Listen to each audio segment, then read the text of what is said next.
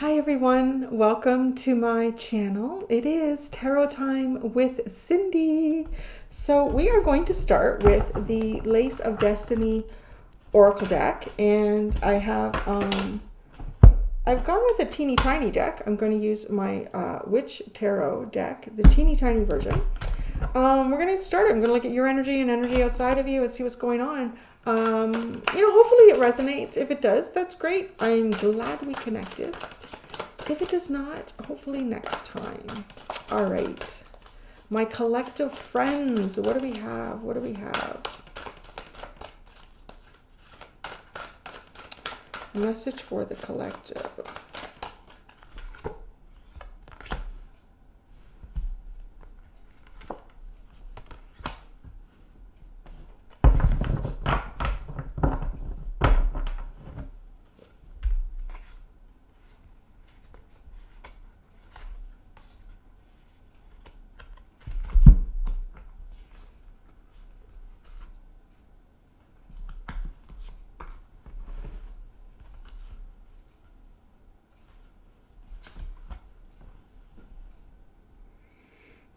Okay, your energy you have wrought, so something's not worked out.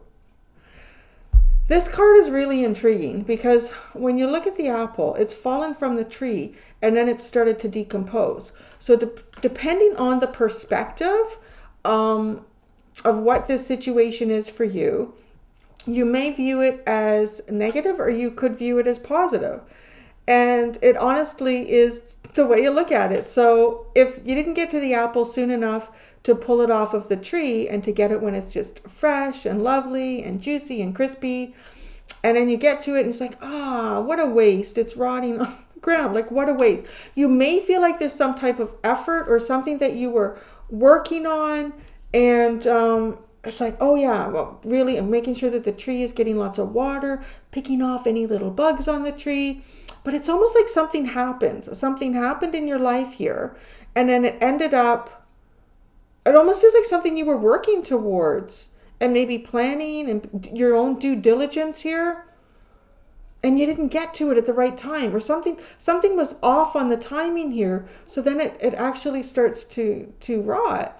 But I want to say that there's a benefit to whatever this was, because it doesn't feel like it's great, honestly, right? Like, to look after the tree and be anticipating this lovely, juicy apple to receive after all of your hard work is like a disappointment. The rock card, I want to say, is initially it would be a disappointment, but there's seeds in that apple, and the nutrients of that apple are going to go into the ground.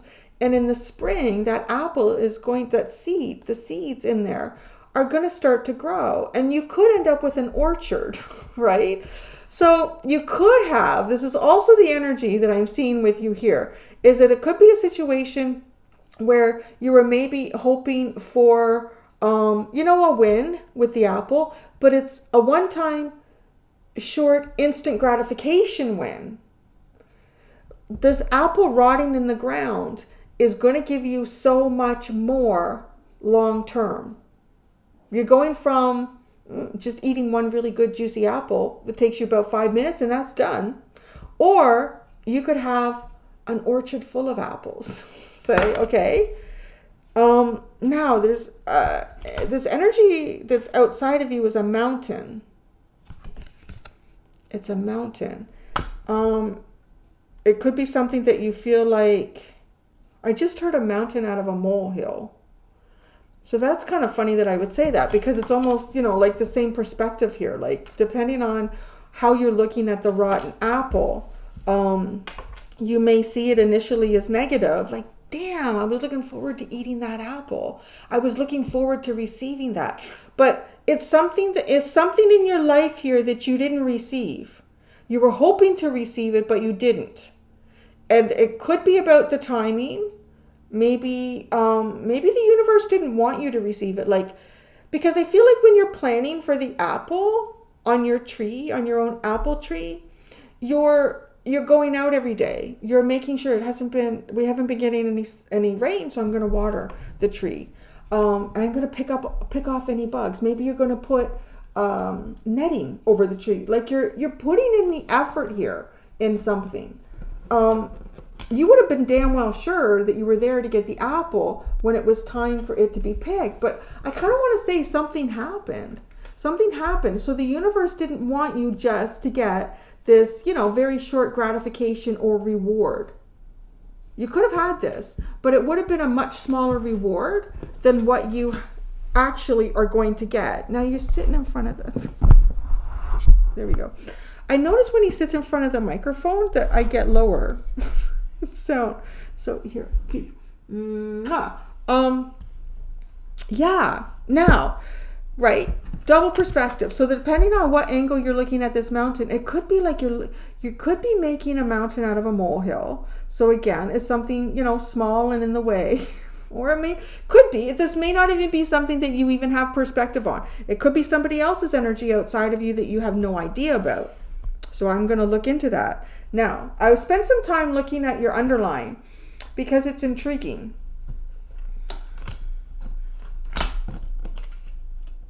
There's a lot of cards here. It starts off with wealth tunnel. So it could be too like understanding when you are being guided towards something significant.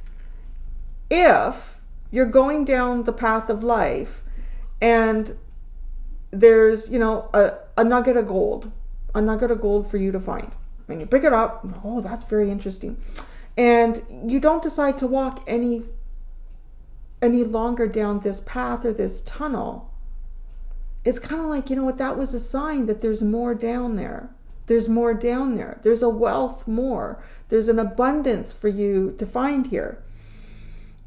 But you may have even stopped halfway through the tunnel because, or because it's underlined, like I feel like something is achieved here. You get something, but then you end up going down a tunnel.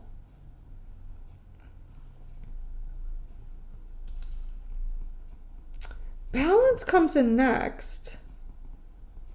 Wealth is all like shiny and bright and gold and and the tunnel is dark. It also kind of makes you feel like, well, there's only one way to go here. There's only one way forward, or I could go back. So there's balance, like striking up a balance here when you find yourself in the tunnel. Walking carefully along this beam, transporting something across the river. Aries and Virgo is then what comes in next. Now, this is really interesting because I want to kind of say, like, if I look at these in terms of just a really simple symbolism in these, Aries is kind of like for the self, and Virgo is how we look. I want to say how we look after service to others. So, it's kind of an interesting duality here. It's a service to oneself and service to others. So maybe there's a balance in that too. There could be something significant for some of you in regards to both of these signs. You or someone you're dealing with could be an Aries. You or someone you're dealing with could be a Virgo. Or there could be very significant placement sitting in that. But just as a general, I see it as like kind of doing something for the self and then doing something for others. I'll probably pull cards out on that. Yeah, this mountain, if you become fixated on the mountain and you're focusing on the mountain, you may not think you can actually go around the mountain. It might take, I don't know, it may not even take longer. Let's actually look at the book on the mountain. This book. I love this book. It's so big. Okay, mountain is number 21. Obstacles, difficulties, dangers, inaccessibility, challenges, barriers, boundaries, persistence, ambition, delay, testing, new paths, opportunities after overcoming obstacles, remoteness, prolonged time, achieving desired results by overcoming minor obstacles, things will improve. Okay, well, let's just rot is a situation. So you're coming up in the situation of rot. There might be something too that you were trying to build or grow with another person here. This person perhaps has become blocked by some type of obstacles and whatever you wanted to build this with this person has gone into, like, it's decomposing now.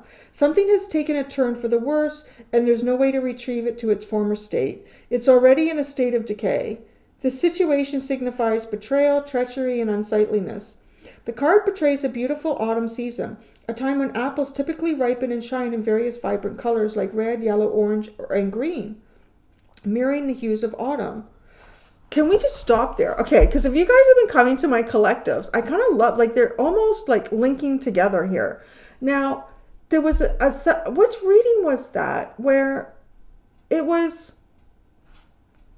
there was something that you were doing that was like you were harvesting an apple. It's almost like now an apple has been left to rot. Right? Were you activating somebody's, like, tree of life, and on that tree of life you were receiving, like, apples. Have these apples started to rot? Did you not pick up the apple?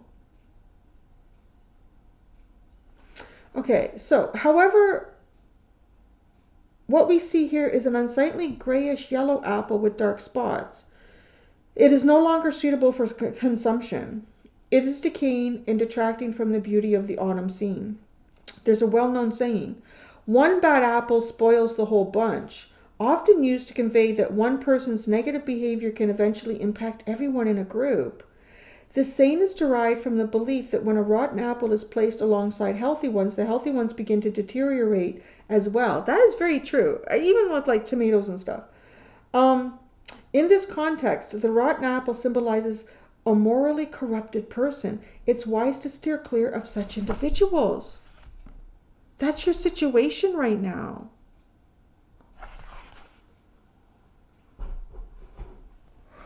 Oh! Is there a morally corrupt individual who is being blocked? Oh, whoa, this message just got really big. Okay, I feel like there might be a morally corrupt individual around you. The apple is rotting here. This person may create,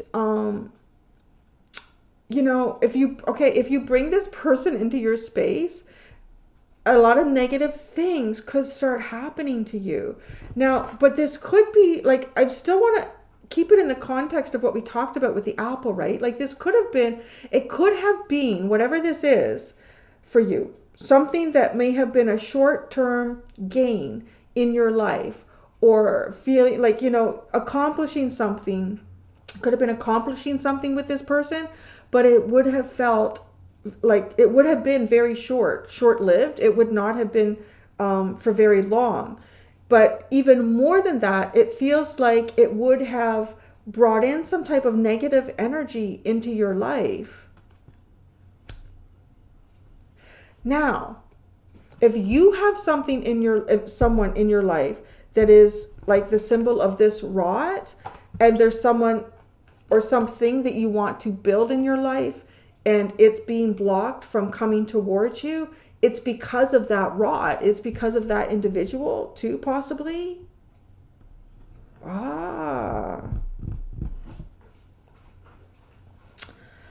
Very interesting.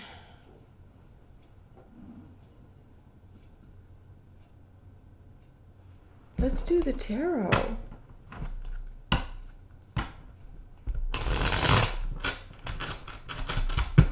Okay, you got the rod.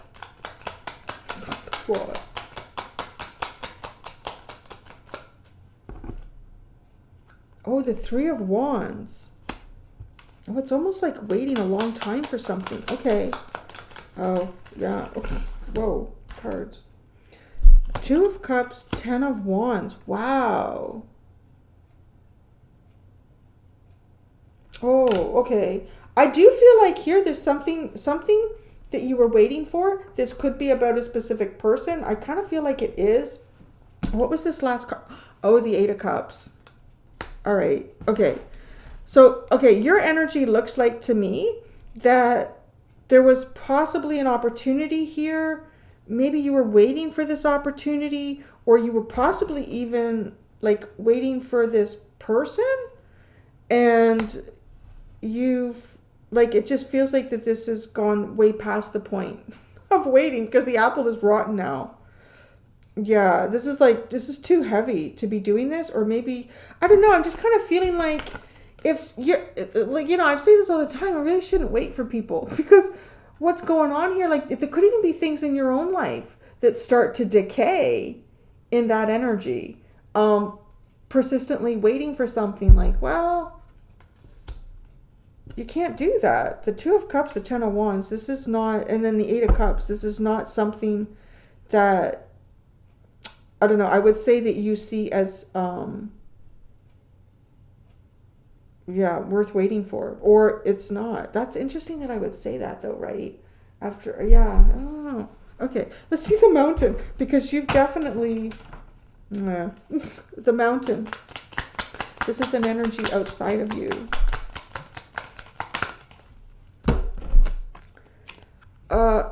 The Wheel of Fortune and the Sun. Well, that's nice. Good for them. That's nice. Good for them.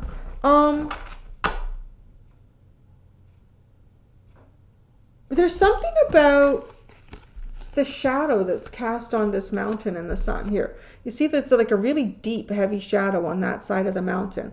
And then as the seasons progress and something changes, it's like all of a sudden the dark side of the mountain is lit up. There's sun there. I don't know what that is about, to be honest. I never want to tell anybody to wait for another person. That doesn't...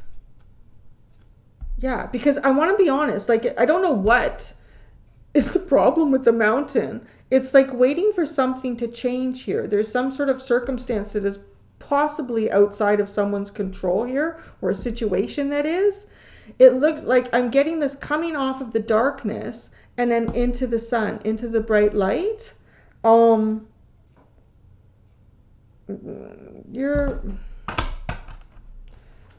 Why is the mountain, this obstacle? Why do they have to wait? How is it? I don't know. The High Priestess and the Queen of Wands. The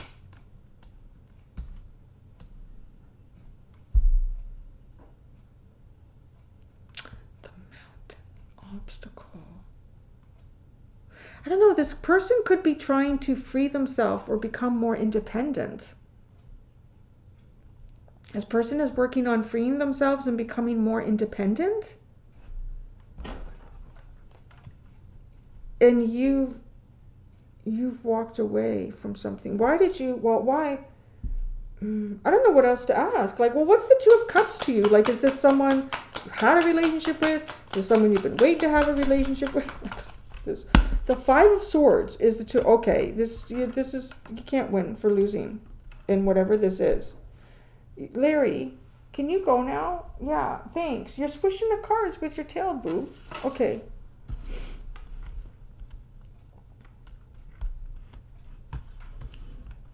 I'm going to ask, how long y'all been waiting? 3 of Wands. I just heard 3 years, so I don't know. That seems like a long time. The Seven of Pentacles and the Empress.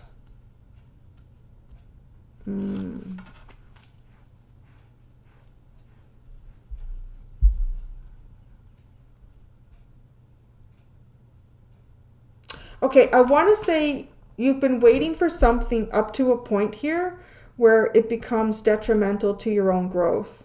And I think 100%, whatever this is, you should be walking away.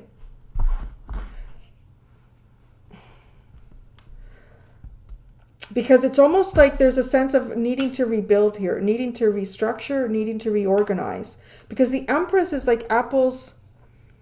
If apples are falling off the tree, it's because there is, it's to the benefit. I kind of want to say something has fallen off the tree and rotted here.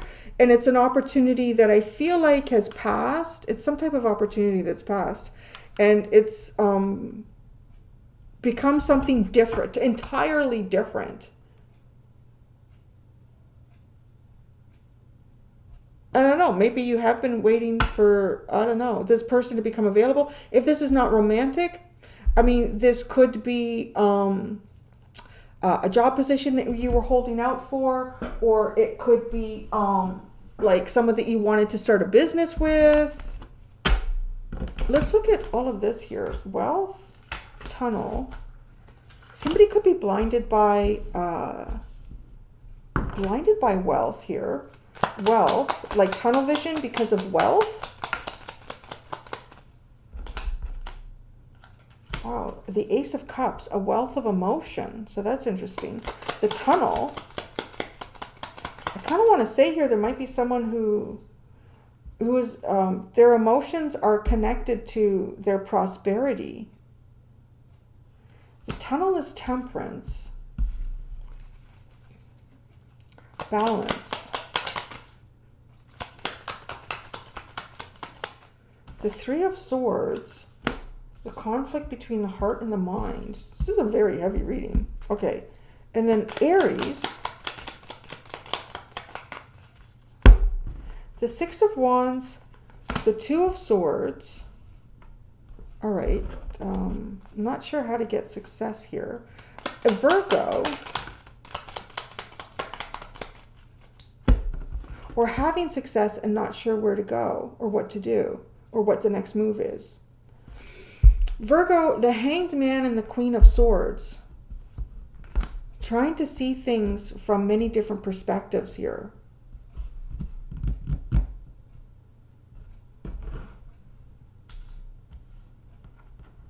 Yeah, your underline is like, I feel like almost like every one of these cards could be like its own reading, guys. This is there's a lot of energy and information coming through here. There's a wealth of emotion. That's how this reading, the underline starts. A situation where there's a wealth of emotion.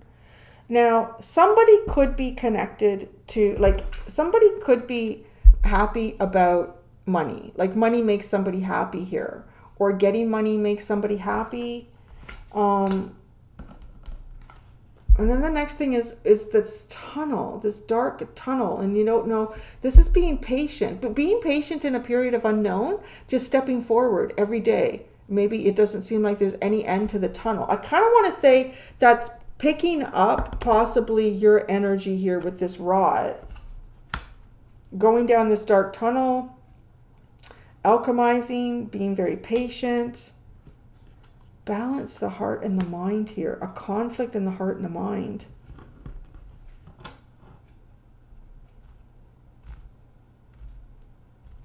The only thing that I pick up as a mind element in your energy is the Five of Swords. And that is an indication that there's no way that, you know, you can, to win, right? Like you can't win in the Five of Swords. And Aries, right, is pulling out the Six of Wands, the Two of Swords. The Six of Wands is like success, coming out winning here. How do you have success? There's no way to do that. So that's what the mind tells you. Now the Two of Cups, I mean the Two of Cups with the Empress, this is a very, it's reciprocal. It's kind of like dropping something and see if someone picks it up. And if they don't pick it up, well, you're waiting to see someone to pick it up. If someone would pick something up, and then it just rots there. It could be, the apple could also be seen as like an offer, trying to connect with someone, and then it just rots. It's not picked up. The apple's not picked up. But there is a sense here, like the weight of this is something that you just need to walk away from with the Ten of Wands and the Eight of Cups.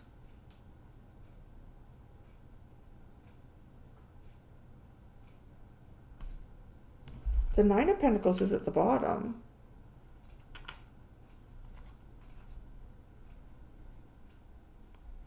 Let me see, the Sun. Where do we have the Sun card here?